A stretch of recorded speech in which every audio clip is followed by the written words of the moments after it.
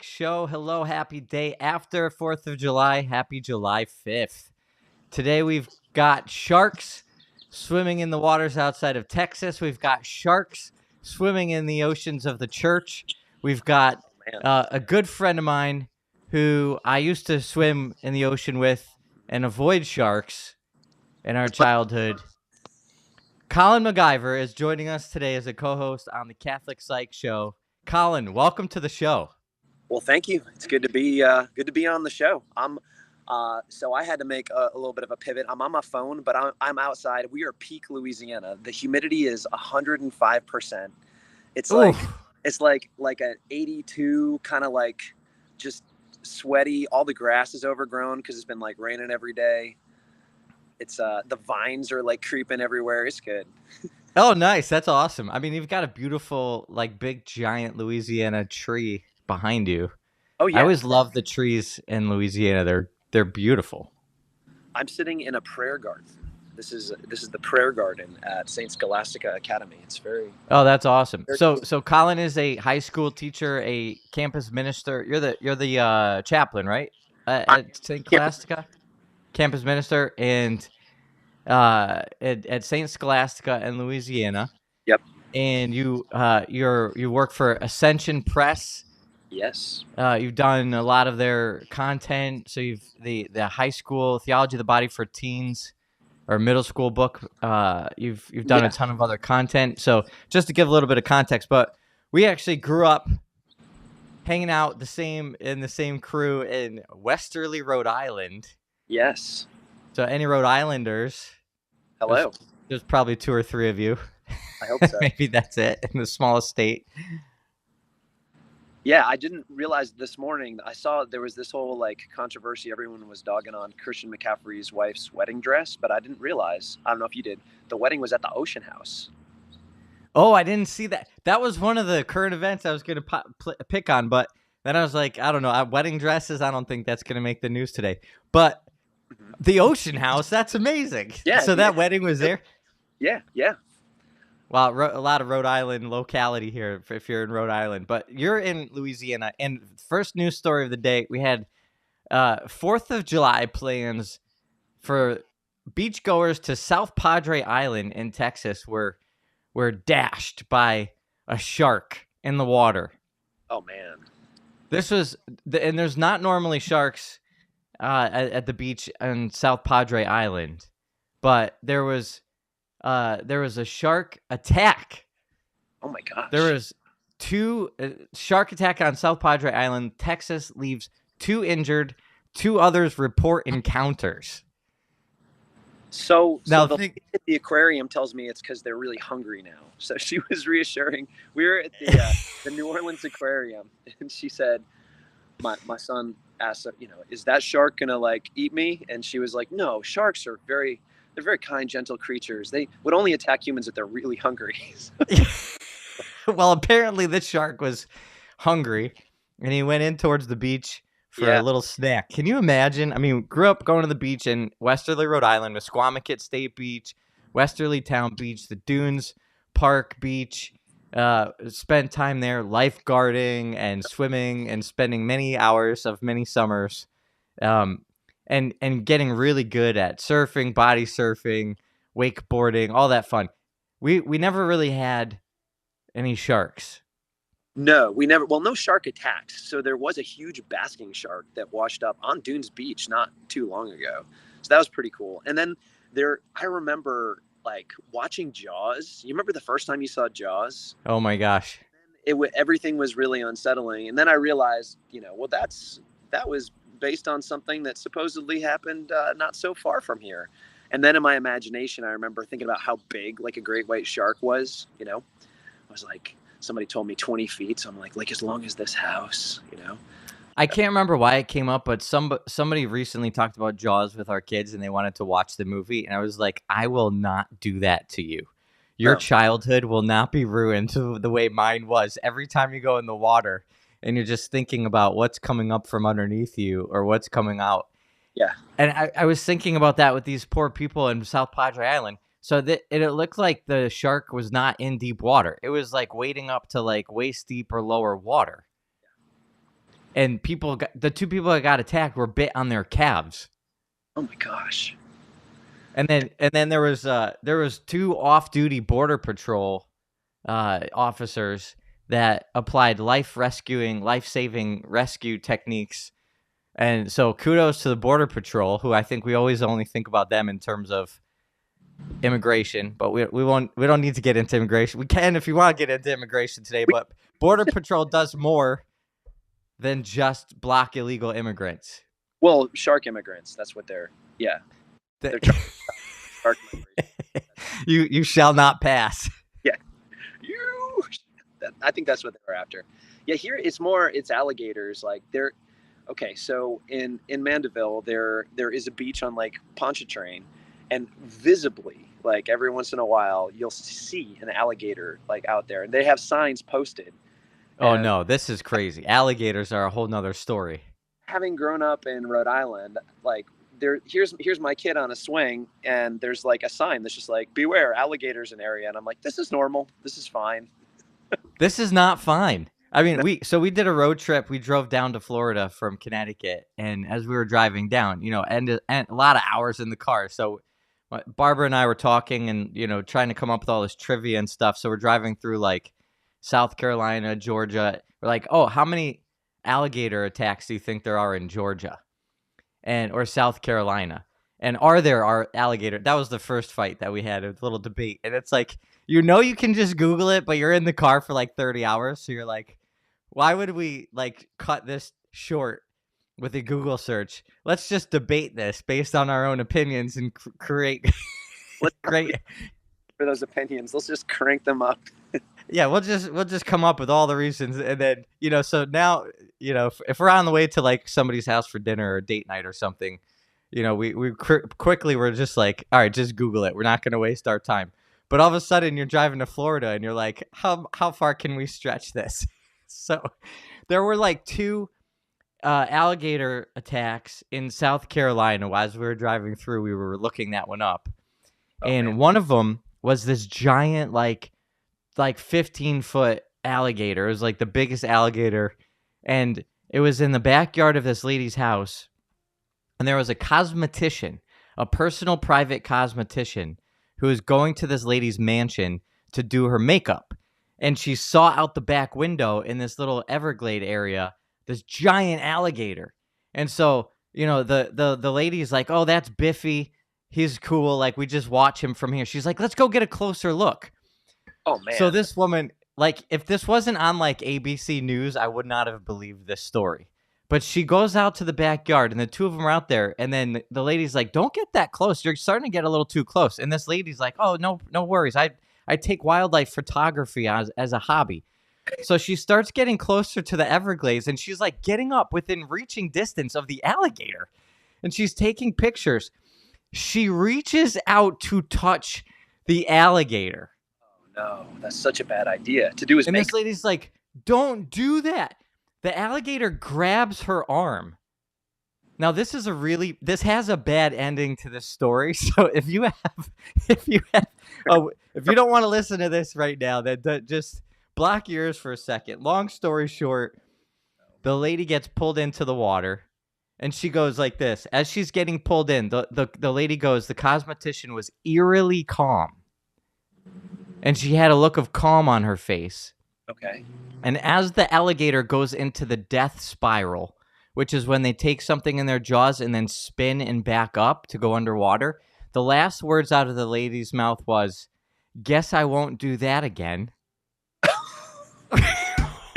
What? So that was one of two alligator attacks in South Carolina. But Louisiana, what do you guys have? Is that a common occurrence there in Louisiana? There are every once in a while gator attacks. Actually, the last one that I recall happened right after Hurricane Ida, because of course their habitat's all sort of disrupted, and someone went back to check on their house and was killed by an alligator. It's just it's gruesome. I mean, we could get theological if we want to go into like original sin. This is like the effect of cosmic concupiscence. Yeah. that's what St. John Paul II calls it, cosmic shame. It's just our exposure before the cosmos. And Yeah, I feel like we could do like a comic strip or something like, but like moments of cosmic shame, and then we just have like shark attacks, alligator attacks, yeah, like all these people enjoying South Padre Island, and then there's just a shark bumping into people's legs. Like this is so.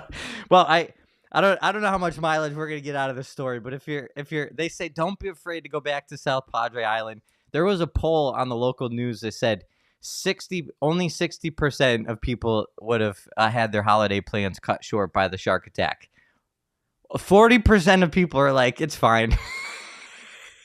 Like what? well, I think there's you can't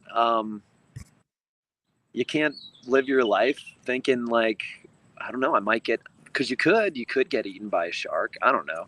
Or, what did they say? Sharks never bite twice in the same. No, that's lightning. Maybe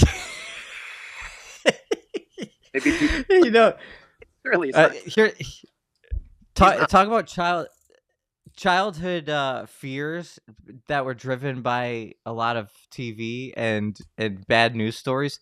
Do you remember when there was the migration of the killer bees from Africa?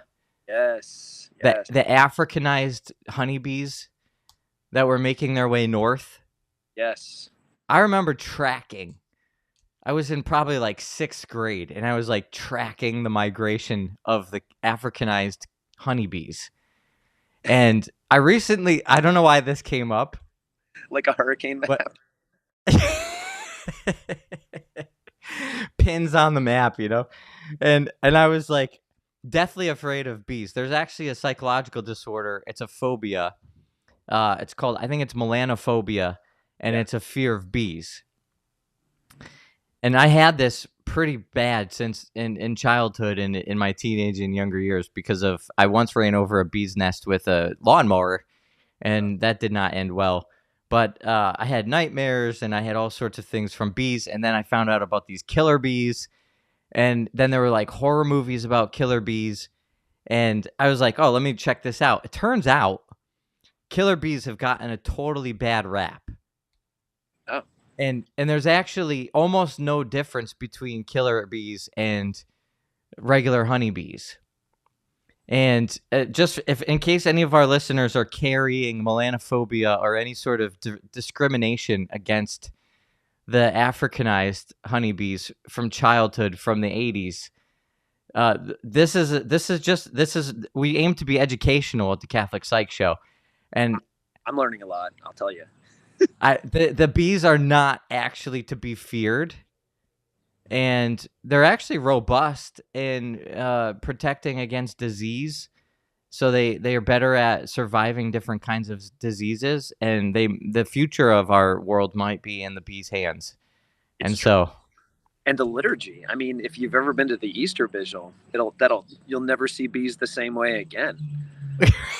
wait, you're gonna have to explain that one.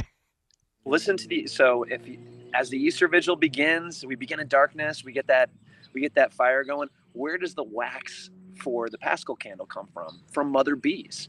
And so in the chant of the Exultet, it's right there. Bees get like mega shout outs in the Easter liturgy, in the most important liturgy of the whole year. Bees. So I have a This tie is that I wear every Easter Vigil, and it's bees.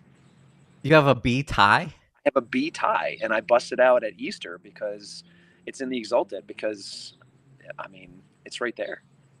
That's another level of Catholic nerdiness that goes way past like all the Saint Joseph and John Paul II socks that I have. This is like I'll that's a want whole nother level. the beard balm. It's chrism flavored. So The chrism beard balm, and the bees. it smells so good, that beard balm. I sometimes think about growing out a beard just to carry around the chrism smell with me everywhere I go. I'm wafting it right now. Yeah. Well, okay, so is there more to the bees symbolism for the mass or liturgically, or is it just because they provide the wax for the candles? I think it goes deeper than that too. I think it has to do with the sweetness, the production of honey. There's actually, I'd have to think more about it. I'm sure there is. Okay. Well, That I would open something on Google, or we could just make something up and argue about it for a couple of hours. we could do that. Maybe we'll keep that for the end. But I also mentioned in my intro right now we have sharks in the church. Yeah. And so breaking news this morning Oh no. is that Cardinal, well, I don't know what you even call him now, not Cardinal, Archbishop Vigano Yeah. Yeah. is officially excommunicated from the church. Yes. Did you hear that? I did. Yes. So this is official. Yeah. Actual schism, actual excommunication. Yeah. I mean, and that it is. We live in an age where we have so much access to information, but it's such an epistemic crisis. It's so hard to know what's actually going on. In that, I don't know. I've been thinking about this relative to Vigano and some of those things, but just the whole web of what's happening in the church and politics. And if I were the devil, I'm not. Don't worry. I would love to just confuse the crud out of everybody. And I feel like this is very confusing for faithful Catholics who are just simply seeking to be faithful. And I don't know. You go into the church's history. There are times where we had anti-popes. We had like 3 dudes, and then Catherine of Siena had to regulate. But can you imagine if there was social media back then?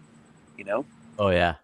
Probably most people didn't even. I don't know. This is a conjecture, but I bet a lot of people had no idea there were 3 dudes who were claiming to be Pope. They didn't like sit at their computers and get the the news story about it all, or probably a lot of them couldn't read, so they weren't reading that stuff. But we have such access to the information, but it's hard to sift through and sort out. So heart out there to anyone who's really confused about it. Yeah, I mean, you and I haven't really talked too much about this stuff recently, but what do you make of, and this goes into like Pope Francis talk, obviously, because then everybody's online now erupting over, well, that's fine, he's schismatic and we can excommunicate him, but what about Father James Martin? What Right. about Father Rupnick? What about Joe Biden? Like, why is only Vigano, who leaned like super hard right and ultra whatever, and then he's the one that gets excommunicated, but nobody that's like more quote unquote left? Then, yeah, what do you make of all that? I would say in the case of Vigano, it seems if I was gonna lean toward, all right, well, the Holy Father has legitimate motives and intents. He's responding perhaps to the specific claim that Francis is not, validly the Pope, or the things that have been done to sort of sow dissent or confusion about the legitimacy of this papacy. So there's that. I think where you have others out there who are floating like wonky, crazy ideas, or who are public sinners, espousing, like, let's face it, like infanticidal policies. They aren't claiming that those are Catholic teachings, I suppose, or that that the papacy is illegitimate. So maybe where Vigano gets the excommunication is because it's an explicit questioning of the papacy and the structure of the church. I don't know. Like the other thing I think about is it's so easy today. All right, like Jesus is the dot. Like you're one of those magic eye things. You ever look at those where you got to stare at the dot to get the picture? Yeah. You stare at the dot in the center, and the picture emerges. If we're not looking at Christ as like the dot in the center, then the picture becomes something weird, And I don't know about like Vigano and that he, I can't judge his soul or his prayer life or his motives or intentions. But I think for any of us, it's easy to get like to make like church politics like the dot that we're staring at in the center, for it to become like sort of a fascination. or for So are you really. saying we shouldn't care this much? We should not focus so much on this particular thing happening right now? It's like not that big of a deal that we should be like spending so much time talking about it. I think we can and should talk about it, but we have to make sure that we're anchoring ourselves in the right place.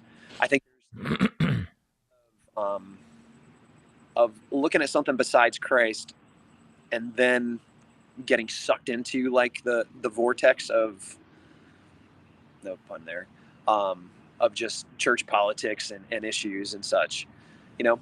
So yeah, but I do we should be informed. I think that's part of the deal of our modern age is that we have the burden of knowing stuff, or at least getting a bunch of information that we have to filter through that other people maybe never had. You know, even if we're in the 80s or 90s, stuff that's happening in Rome, like, would was there as much of a stream of like church news and information back then? No, but now it's in our faces, and if that's what you're interested in, then that's what social media is going to feed you all day. You know. So it's kind of, I kind of feel like you're saying, if we know too much information, it's dangerous to our soul and to our peace and happiness in our day. Um, if we get too focused on that information, um, I don't know. We'll go back to sharks for a sec. Okay. I was just thinking about this. It's like, do I really need to think about a movie that I watched in the 80s when I'm like at the beach enjoying vacation with my family? Or do I need to know that there was like a shark on South Padre Island that just like wandered onto the shore? And like out of the like how many people were swimming in the ocean this yesterday? This would be worth Googling probably to get an actual number, but like, I don't know, let's say it's 10,000 people were Right. in the ocean yesterday. One or two, maybe get it Two that. people got their calves rubbed. Yeah. Two people got a shark massage, and two people got some shark bites out And, of 10,000.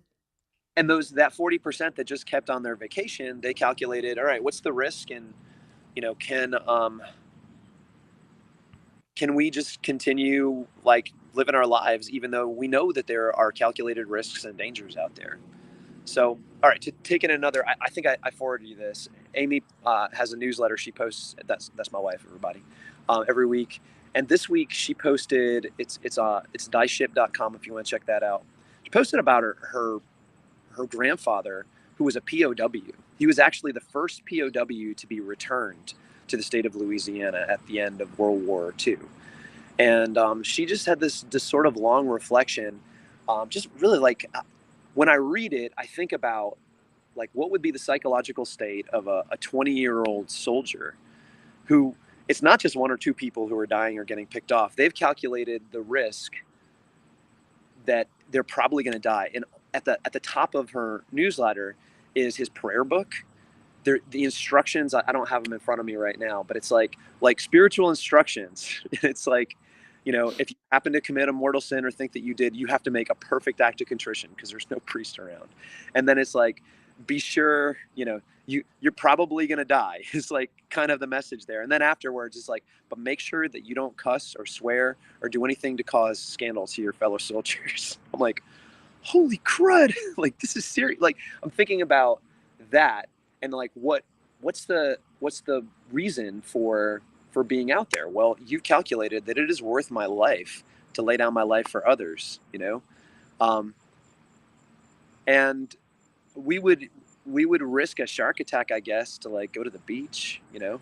So I don't it's these are just thoughts that are like marinating. I wasn't thinking about sharks yet this morning, but I was thinking about like how I live my life and what I'm willing to risk and how uncomfortable I'm willing to be. Part of his story is that no, so he's captured by the Nazis and they're feeding him potato soup, which I'm sure was terrible. He almost starves to death.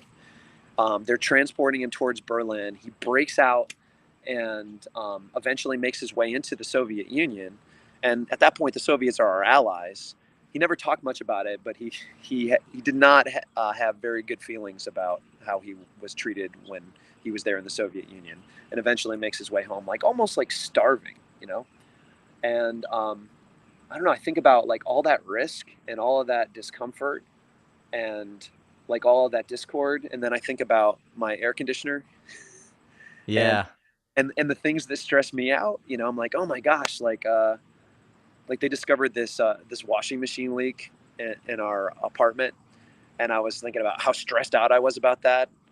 And then I go back to like, all right, and here's this guy who's like starving to death on like rotten potatoes. And Yeah, it's big. It's interesting. It's all about perspective, and I think it's kind of like the opposite angle of saying there's too much bad information, or the sort of negative information or negative news cycle stuff that it's like, okay, do we need like? And there's probably like maybe it was like 100,000 people in the ocean yesterday, but like if if four people had this shark encounter, like we have this negative information that gets into our brain, and then that affects us. But it's almost like, I mean, also we need to think about how much positive information is not getting into our brain, which are these, and maybe they're the minority, but like these striking stories of heroes, striking stories of these people that are the outliers. I actually saw a post from yesterday about the founding fathers, and I never realized how young the founding quote unquote fathers were. yeah, And it was like Alexander Hamilton was like 21 on July 4th, 1776. Aaron Burr was like 20. Like John Adams, Jefferson was the oldest at like 33, and while George Washington was the oldest, he was the old man, 44. oh wow, But the rest of these guys were like 20s, and we're like, oh, these are our founding fathers. yeah, And actually, they were kids. yeah, And if we think about what we think about kids today, I mean, I just turned 43. George Washington was the old man. He was the president. He was the one who led, all these different accolades at 44 years old on July 4th, 1776. So I don't know. Maybe I looked at a meme and that's misinformation. I don't know if that's I was like so shocked by their actual ages at this point in time that I've read biographies. I never really like clicked just as far as how young they were. But if the fact of the matter is like that's the kind of information that when we have these stories of heroes, of anomalies, of like what's really possible for the human person. Another example is like when we hear stories about the saints, and it's like, what Thomas More did, and you really understand like this is a person in this kind of situation. Or a movie that was recently out, which is about Franz Jagerstatter okay. during Fast. what's that? They Franz Jagerstatter, 10 times fast. Yeah, I love that name, Jagerstatter. But it's like a silent dissenter in Nazi, against Nazi communism. And anyways, these inspiring stories where you're like, oh yeah, it's possible to live differently right now. If we hear more of that and less of like, this is what might happen because it happened to this one person, so now you should be afraid all the time. It's like, this is what could happen because this is actually what happened to somebody, so now we should be inspired and hopeful all the time. Yes. Well, and also like, here's the thing with Lives of the Saints. I don't know if you ever went through a time period. I remember being like 12 or 13, really being into the Lives of the Saints, and being terrified that if I took holiness seriously, I would like get racked and tortured, or I'm like, all right, well, I'll probably get tuberculosis if I get holy. They seem to all have tuberculosis. But we read the Lives of the Saints, and then we're like, all right, well, it might, maybe. Okay, well, here's a cheery thought, and this is also in Amy's post today. We're all going to die, So at some point, like everybody, you talk about the founding fathers, everyone who ate carrots in 1776 died. Yeah. Like we all will. And so maybe part of the rewiring and integration is to say, all right, well, we're all going to die. We're all going to be uncomfortable. What gives life its definitive horizon and meaning? And I think we're so, at least I can say, I'm so looped into comfort that some of those stories, they're still a little terrifying. Like we just celebrated St. John Fisher, and like, gosh, what a way to go. we look at these saints and what did happen to them, and it wasn't like they were just like, you know, chilling on the beach and got bit by a shark. And you know, that can, I'm sure God can do amazing things in those moments of death, you know. um, If you're about to get eaten by a shark, then you just make sure your last words are "Vivo Cristo Rey." I'm a martyr. These sharks were on this side. I'm done. Actually, when Yeah, I laugh in the face of you, cosmic shame. Vivo Cristo Rey. like, ow, that'd probably be more like "ow" will be the words, or I guess I'll never do that again.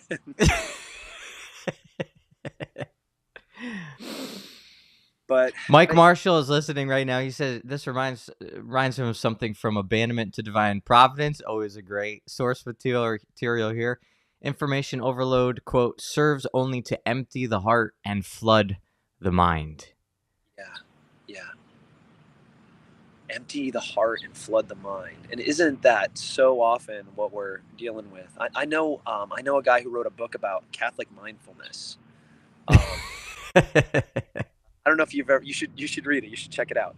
But one of the things that I take away is how often our minds and our brains are scattered to like, well, this happened before and this could happen and there's this and this and this and this and this and this.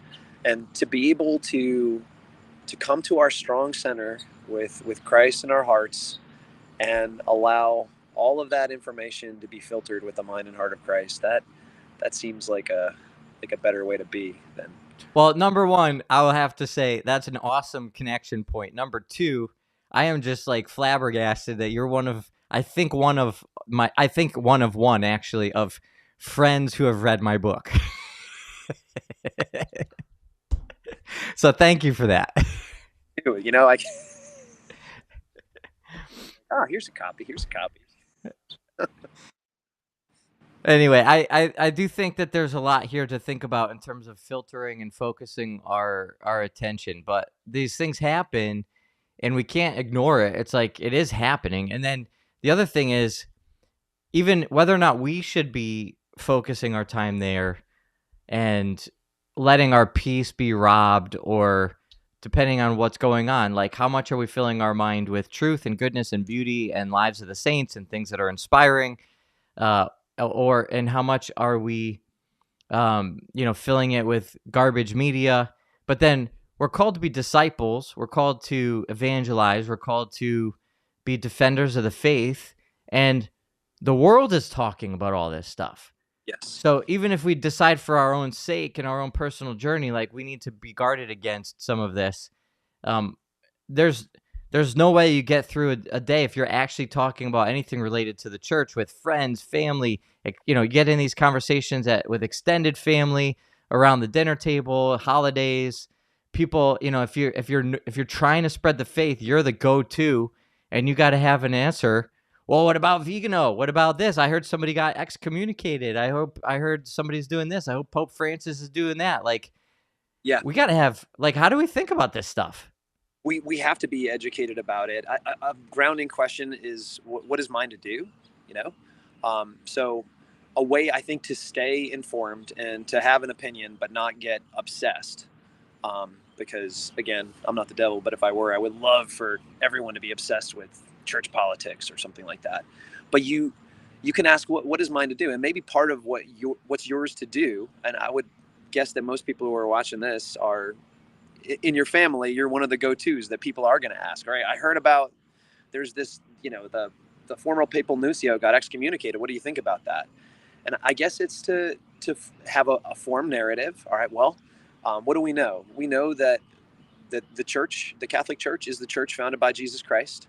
We know that she is his spotless bride, and yet we know that there are so many like broken episodes in church history.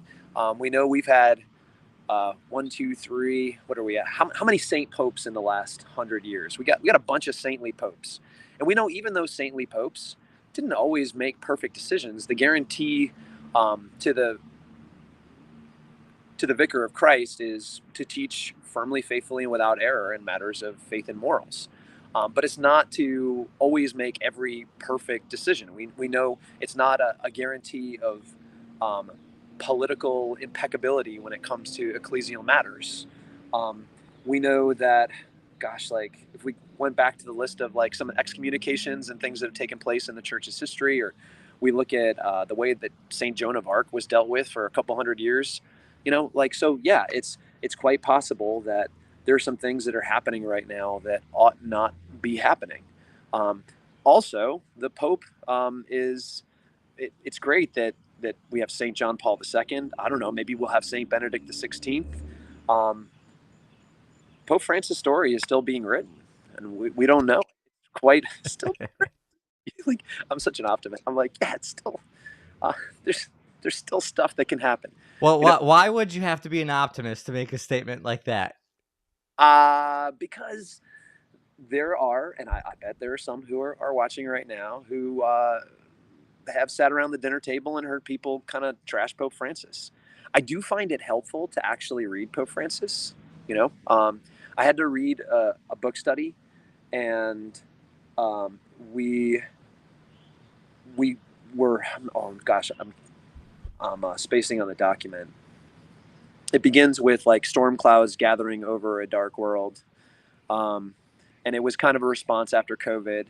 And I found it really helpful to, all right, well, I want to read just like I can read some JP2 and I can be like, I bet I know what he's going to say next. There's certain sort of power standards and things in his um, just overarching ideas that I would look for in JP2, and I can spot them. And the same in Benedict. I don't. I realized in that book study, I was like, I don't know that I know Francis that well to be able to find some of those things, and I'm starting to. Like for example, I think a kudo to Pope Francis that the whole notion of throwaway culture, I think, is actually really helpful. I had never thought about the connection between um, like how we're ecological stewards in abortion. But I thought, all right, well, yeah, if we're not caring for certain resources, those resources are about, or if we're like trashing developing countries, then well, who's suffering? Well, it's the poor in those developing countries who are unique, unrepeatable souls who are worth the life of God the Son to God the Father. And if we have this whole throwaway mentality toward creation, then it's going to leak over into the way we treat human beings. I had never thought of that until I read that in Laudato Si, and I noticed over and over that that's a Pope Francis idea. So there's something positive about I could say about Pope Francis, but he doesn't have to be a saint to be. There could be in the Church's history. Let this sink in. Okay, Pope Alexander VI was Saint Francis Borgia's grandfather. Let that sink in for a second. You're like, oh, So Saint Francis Borgia was a saint. Alexander VI was definitely not a saint. you know. And we Right. have that too. So um, I knew that before. I knew that when St. John Paul II was around, and we had a pope who we were like, all right, this guy is a saint. And it turns out for sure he is.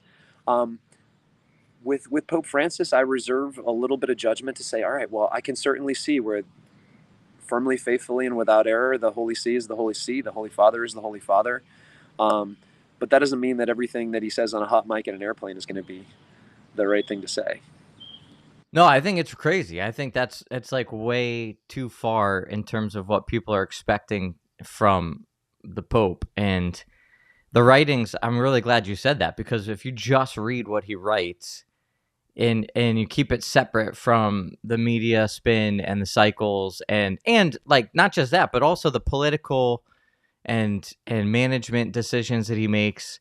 Like, I'm not saying it's all the media's fault just for spinning him. Like, there's pretty clear indication that he makes terribly bad decisions about who he's putting into power or who has authority to make certain kinds of decisions at different levels of church governance.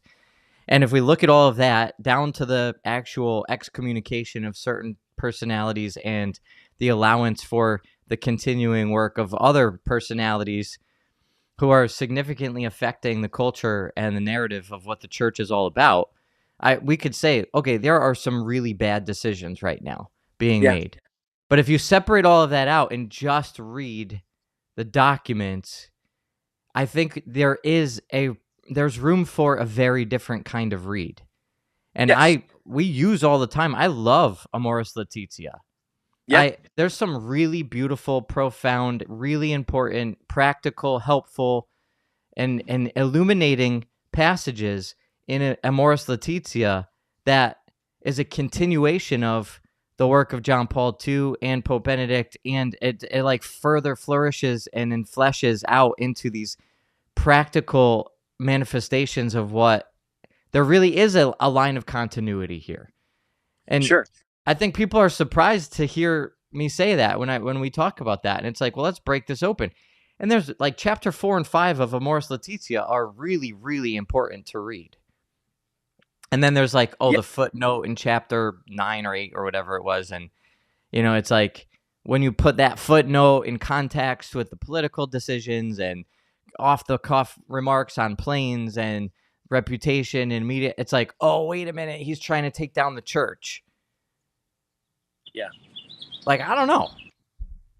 I don't know. Yeah, I mean, when it comes to things like that, like even if like certain conspiracy theories are true, like where should we set our anchor as faithful Catholics? Well, it should be like in the one holy Catholic Apostolic Church. And even, I don't know, like when Henri de Lubac was relegated to being the gardener for like, I don't know how many years it was, like 30 years. You know what he did? He gardened, Yeah. I don't know, somebody said the church, and this is Henri de Lubac, the church, the motherhood of the church is one of his things. The church is a mother, and she can be a mother. Is that a direct quote? No. But there is the reality that we owe obedience, and a certain abandonment to divine providence. And I don't know, like, gosh, like think about all of the religious in communities who had like crummy superiors, and what do saints do when they have crummy superiors? Well, they have poverty and chastity and obedience, and there's obedience. But the fundamental obedience, of course, is to the gospel. The fundamental if anyone comes and preaches a gospel other than the one that I have preached to you, then let him be anathema. So we Well, look for this is. yeah Go ahead. we look for the authenticity. Is this an aberration from the one holy Catholic Apostolic faith? If it is, then all right. Well, then something. But I don't know. Somebody said something about the gates of hell not prevailing against the church, and I find that source pretty trustworthy. Get that Jeebus guy or somebody said that. But I don't know. I mean, I think it gets really complex, and it's really hard for a lot of people to figure this out. I actually use that line, when the last thing came out with what was it, Pope Francis, and talking about the blessings of the Fiducia Supplicans, and then people are like, oh, this is it, this is the end, and it's like, and I think that's even what accelerated Vigano making even more bold statements that became yeah, really schismatic. But I was yes, saying to somebody, I was talking to a priest friend of mine, and I was saying, like, let's be really careful about the implications of these statements right now. Like, we're literally in the apocalypse if somebody's speaking from the dicastery for the doctrine of faith, and this is heretical. yeah. I mean, that is an implication if the church is teaching heresy. Now, the way after there was a lot of room for, we'll talk about hot takes. That as soon as that document came out, everyone had an opinion who had read a brief article about it, and that was at least my feed for the first couple of days. And then I think some prudently were like, all right, hold on, I need a minute to think before I say anything. And I was like, oh, that's smart. I need a minute to actually read the document. And I think as it turns out, it's a pastoral statement. It certainly is not the blessing of a same-sex union. It's about the blessing of persons who have homosexual inclinations. But so you're like, well, how could you not? But then I'm like, right, well, even if this is pastorally imprudent, even if it's like sort of nefarious in terms of like we know what's going to happen when we say this, it still doesn't come out and say anything that is ontologically incorrect. You know, it may be advising something that's pastorally really problematic. You know, It might um, require a lot more to further explain and clarify, but that's radically different from saying that this is implicitly, intrinsically, ontologically heretical and wrong. And that's the mark that everybody was making about it. And so, when that came out, the first thing I did was read the document and sit with it and prayerfully try to figure out. It was like, all right, let me start from the premise that our Pope is actually the Vicar of Christ, and that the Church Magisterium is actually guiding us in truth. And like, let me give every possible inch and ounce of my brain power to giving the benefit of the doubt to try to figure out how to make this document make sense. And I actually did a podcast on this talking about my mom's situation, which you knew really well. And long story short, she was away from the church. She got married outside the church after my parents got divorced. And then she had a conversion. She was married to this guy civilly, but realized it wasn't sacramental. And now she's trying to figure out what to do in this situation. And all the variables taken into account with spiritual direction, she was called to live as brother and sister. And she's since passed away, but this is so I can tell the story a little bit more freely. But she lived as brother and sister. She moved into a different bedroom in the house, and she saw her vocation being partly bringing her, civilly married, quote unquote, partner closer to God through their relationship. So I was like, so when they go to the church and the pastor knew what was going on, and they were living a sacramental life completely in line with the teachings of the church, and they went to the pastor saying, can you give us a blessing? Would it be appropriate to say they, as a couple, went to get a blessing? It was like, you could interpret it that way. You could see that as being a reality. Could you say they are a union going to get a blessing? Absolutely not. But that's not what the document says. The document said couple, not union. And that's maybe a fine line distinction, but it's as distinct and important as saying my mom with the person that she was in a kind of partnership with, which was sacramentally and morally appropriate, was also being involved with the life of the church and held within the blessing of the church. So, okay, there's one case. That's one way that you could say, like, okay, now this makes sense. Without getting into it, I can think of at least two cases of same-sex couples who were actively living a sexually active life, and then had conversion experiences, but remained really close, and almost in a sense like remained in a, could you say that they're a couple? Maybe in a sense. One of those I'm thinking of is not Catholic, but an evangelical Christian. But I don't know. I'm like, okay, well, I could, when the document came out, I could certainly see it applying in this case. We have this particular relationship. We understand the church's teaching, and this has become, in the words of the Catechism, a disinterested friendship. But there still is a deep connection here. I don't know how I would pastoralize, like if to state. I don't know how that exactly works. But I'm like, okay, well, I could see the document applying there. And, when you're around for a while, you start to see that there are all kinds of situations that people are navigating. And when they take the turn to want to come back to the church, they're looking for, well, what is a way? And is the church asking for me to necessarily live some, eremitic life? Or is there perhaps this relationship, which was a sexualized relationship, and somehow by the grace of God is not, like, can that relationship be blessed as a friendship? And I'm like, probably that if that's what the document's addressing, that sounds like the church weighing in and saying yes, and that would be fine. But we know the application, and the implications were, like what's going on this summer with the application of that document.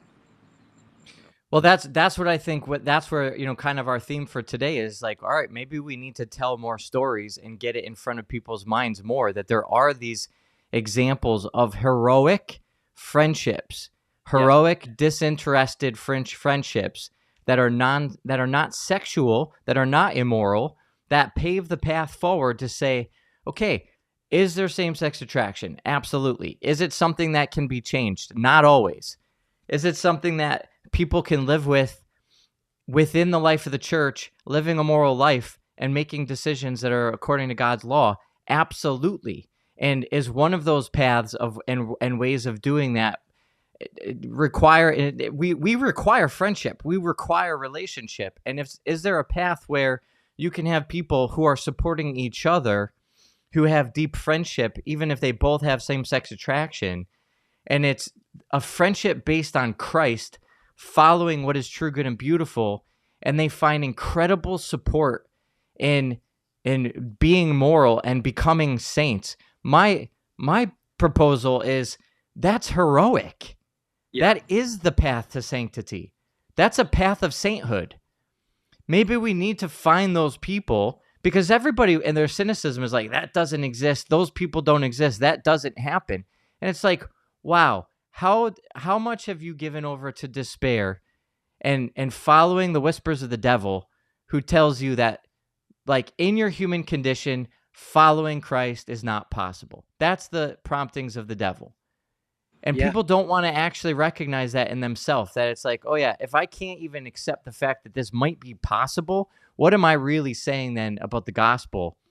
Because at the end of the day, same-sex attraction or not, like, we're all imperfect. We're all existing with some level of cosmic shame, and we are all going to have to face the truth of our imperfections. And if any one of us is capable of living a life of moral following of Christ, then all of us are capable of living a life of moral following of Christ. And it doesn't matter what the flavor of your particular inclinations are. Yeah. And look, I'll even say something nice about Father James Martin. Everyone's like, well, I think if wherever it has gone, if we start with here's a community of people who are loved by God, who are called, and there is certainly a way for them inside the church, and to begin there, like, I think the first book, Building a Bridge, and I'm like, okay, but the bridge has to be, of course, into fully sacramental life. Like, the bridge has to be like into like human thriving according to our sexuality, which for all of us involves saying no to a whole lot of things that are normalized in the culture. That's true of everybody. Now, also, we would acknowledge that for those who are same-sex attracted, there's a deep call to self-gift and chastity that's different, because there perhaps isn't a path to there isn't a path to marriage in the same way. But is there a path to thriving life and holiness? And should we be, like, out there aggressively pursuing ways to draw people in, to make sure that people are seen and loved? I think of a friend who came into the church, same-sex attracted, very, very sort of obviously so, kind of wore it on his sleeve. When we started hanging out with him, or he started hanging out with our group, he said something to me like, I thought you weren't supposed to talk to me. I thought you with me. And I was like, huh. I'm like, well, where would you get that idea? And that led to just a sort of long path. And eventually, I didn't have this conversation. He had this conversation with a friend of mine. Said, if I became Catholic, would that mean, like, celibacy? And she said to him, yeah, it would, unless your attractions change or something like that. And he didn't talk to anybody for like 2 weeks. And then he came. Oh, we lost you. I don't know if you kicked it. Man, cliffhanger. You left us right at the end of that story. What a good story. I feel like you were going to say in after 2 weeks he came back to the church, but this is a super cliffhanger right at the end of the hour. Well, I don't know what happened there. My good friend Colin McIver was on his phone, and maybe the battery died. Maybe the call cut out. But this is really the moral of the story here is, if we can limit the negative news and we can increase the positive news that we have in our life, then we will be able to find inspiration instead of despair. And so we can, start to build a picture of what we want our life to look like. And then we can fill it with stories, with news, with media, with all sorts of things that motivate us and move us towards the thing that we want in our life. So I'm going to leave you with this little note today to say, it requires an intentional discernment of what you want your life to look like. And if you can spend a little bit of time thinking about that, then you can line up what you're spending your time immersing yourself in. And that's going to help you actually reach those goals, because the miraculous is possible. The supernatural is real. And to do things of human excellence is not only possible, it's actually God's expectation of us, because it's what he built us for. And so that's where we have to start, is to be able to take that step back and intentionally discern what it is that we really want our goal to look like. And by doing so, we start the process of moving towards it. Thanks, everybody, for joining us today. We have Dr. Brian coming back with us next week. I hope this week has been great for you all. Enjoy the weekend,